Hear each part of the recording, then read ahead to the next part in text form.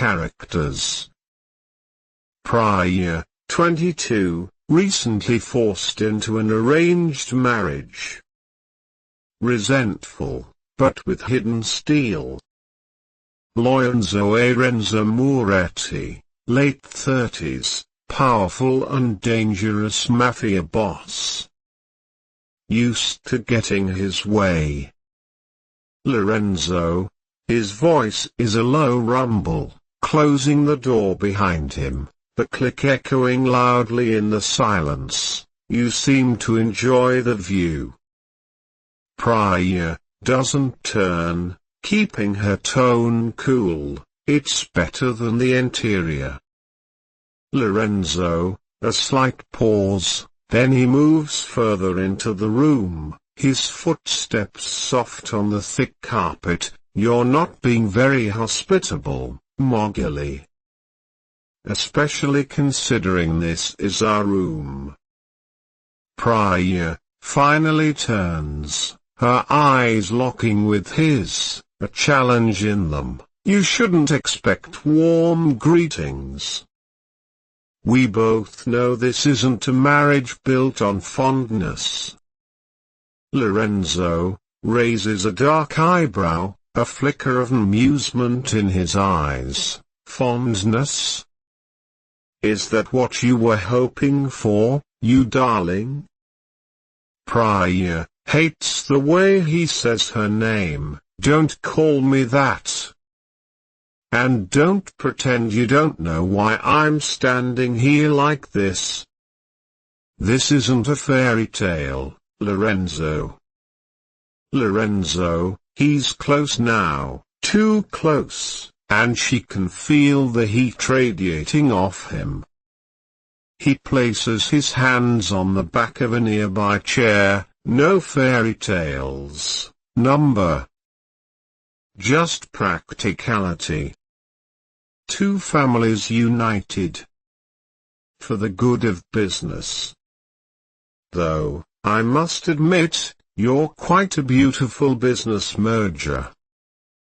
Prior, her chin lifts, refusing to show weakness. I'm not a commodity. Lorenzo, he circles around the chair, his gaze never leaving her. Aren't you? Your family gave you away, didn't they? Traded you for power. Now you're mine. Prior, her hands clench into fists, a flash of anger sparking in her eyes. They may have given me away, but they can't control me. And I am not yours. Lorenzo, he chuckles, a low, dangerous sound. Then perhaps you'd like to test the limits of that claim, darling? Prior, she doesn't back down, meeting his gaze head on. I wouldn't want to bore you with such obvious results. Lorenzo, he stops in front of her, leaning in close enough that she can feel his breath on her skin. Boredom is not something I often experience.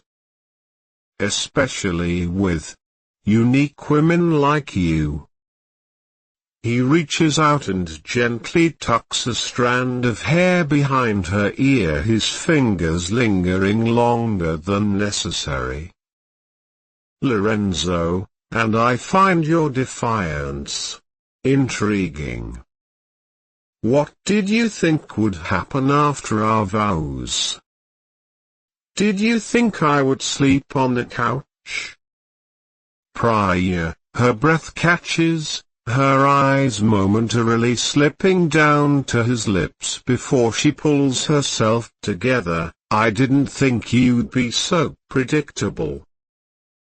Lorenzo, a slow smile spreads across his face, his eyes intense. Yeah, darling, you have much to learn.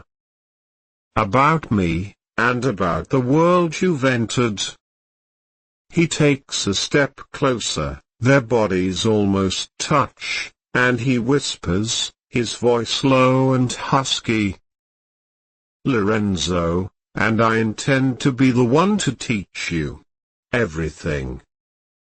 He leaves the space between them unresolved, the air thick with tension and a dangerous undercurrent of something that might be attraction.